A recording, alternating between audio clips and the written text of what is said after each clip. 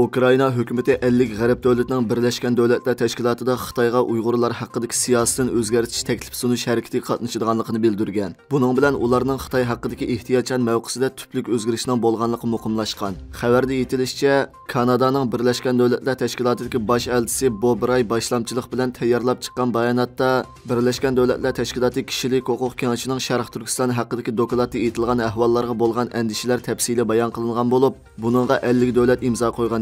Ammo mazkur dokladni munozir qilish haqidagi ovoz berishda Ukraina hukumati betaraf turish mavqesini tanlagan hamda ovoz berish natijasi Xitoyga foydali shaklda oxirlashgan edi. Ma'lum bo'lishicha, Rossiyaning Ukrainaga tajovuz qilishidan keyin Xitoy hukumati vositalik holda Rossiyani siyosiy va iqtisodiy jihatlardan qo'llab kelayotganligi, Ukrainaning Xitoy bilan bo'lgan g'oyat zo'r iqtisodiy muomalasi tufaylidan ular o'z dushmanining eng sodiq ittifoqchishi bo'lgan Xitoy bilan bo'lgan aloqada izchil ehtiyotchanlik mavqesida turib kelganligini, ularning bu qitimqi harakati har qaysi sohaning olqishiga erishganligini, Xitoy hukumati tezdan buningga inkos qaytarib, bu amaliyotda g'arbdagi dushman kuchlarning bizga tuhmat choplash urinishidan boshqa narsa emas deb tuhmat qilishlari, har qaysi davlatlarni o'zlarining ichki ishlariga aralashmaslikka da'vat qilganligini bildirgan. Kishilik huquqni kuzatish tashkilotining Birlashgan Davlatlar Tashkilotining mas'ul direktori Louis Charbon buni tanqidlab, Xitoy hukumati yillardan buyon Birlashgan Davlatlar Tashkilotiga a'zo davlatlarga tahdid silish orqali ularni qo'rqitib kelgan. Navbatdagi bu yuzlanish Xitoyning bu xil razil, chekidan oshgan usullarining vaqti o'tganligini ko'rsatib bermoqda degan.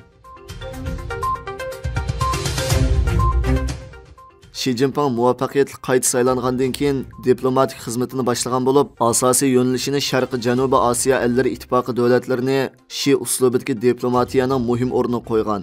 Vyetnamning bosh raisi Bejingni ziyorat qilgandan boshqa, Xitoyning muavin bosh ministri Han Jingmo Singapurni ziyorat qilgan. Xi Jinping yana noyabr oyining o'rtalarida Indoneziya va Tailandni ziyorat qilishi mumkin ekan. Sharqi Janubiy Osiyo ellari ittifoqidagi davlatlar Xi uslubidagi diplomatiyaning qiziq nuqtasiga aylangan. 2 noyabr kuni Vyetnam Sotsialistik Cumhuriyatining bosh raisi Nguyen Phu Trong Xitoydagi rasmiy ziyoratini oxirlashtirgan. Bu Xitoy Kompartiyasining 20-qitimliq mamlakatlik qurultayidan keyin tunji bo'lib Xitoyni ziyorat qilgan chet el rahbari. Shundaqla Nguyen Phu Trongning Vyetnam Sotsialistik Cumhuriyati 13-navbatlik mamlakatlik qurultayidan keyingi tunji chet el ziyorati ekan.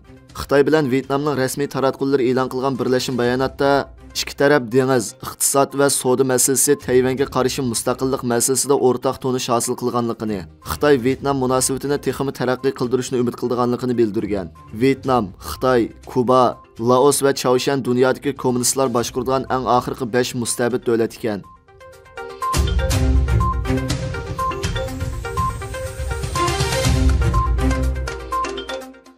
Germaniya bosh ministri Olaf Scholz cho'ng tipliq Germaniya korxonalarining mas'ullaridan tashkil topgan zo'r ko'lamli bir ziyorat umikini boshlab, 4 noyabr kuni Xitoyni ziyorat qilmoqchi. Xitoyda bir kunlik ziyorati bo'lgan Olaf Scholz 2020-yili Xitoy virus yuqumi tarqalgandan beri sanoatlashgan 7 davlat guruhidagi Xitoyni ziyorat qilgan tunji rahbar.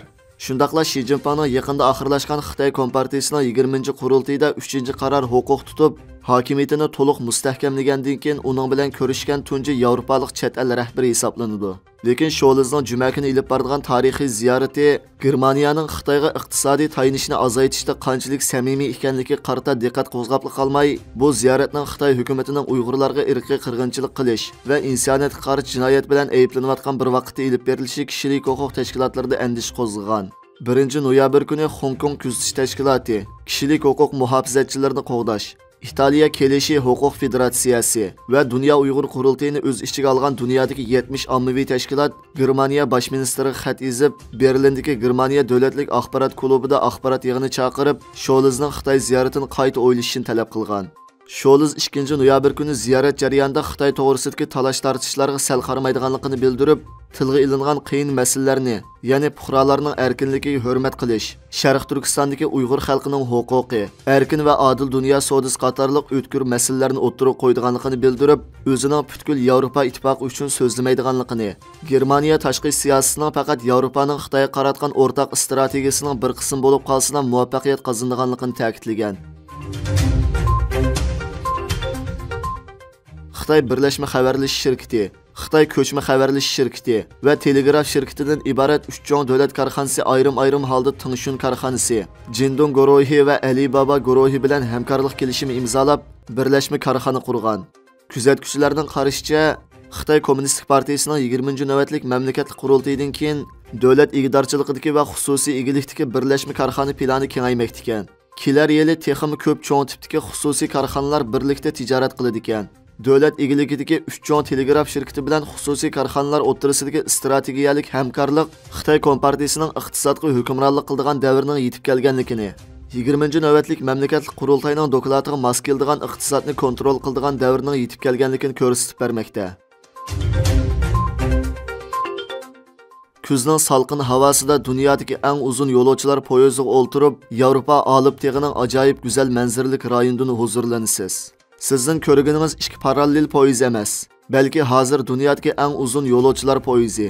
Bu Shveysariya Ritan temir yo'l shirkatining 29-oktyabr kuni rasmiy ishga kirishgan 100 vagoni bor poyez bo'lib, umumiy uzunligi 1.9 kilometr keladi. Poyez olib teg'i orasida qatnaydi. Yo'lovchilar go'zal manzarlardan huzurlanadi. U yo'ldan o'tib ketayotganlarning nazaridagi ajoyib bir ko'rinishga aylangan. Bu poyez Shveysariyaning Peridadan Belkinga berish musofasiga taxminan 1 soat vaqt ketadigan bo'lib, 48 ko'rik va 22 tonneldan o'tadi ekan. Ritan temir yo'l shirkatining boshlig'ining so'ziga qaraganda, bu poyez Shveysariya temir yo'l qurilganligining 175 yilligini tabriklash uchun yasalgan. Shuning bilan bir vaqtda Shveysariyaning qurilish muvaffaqiyatlarini namoyon qilgan ekan.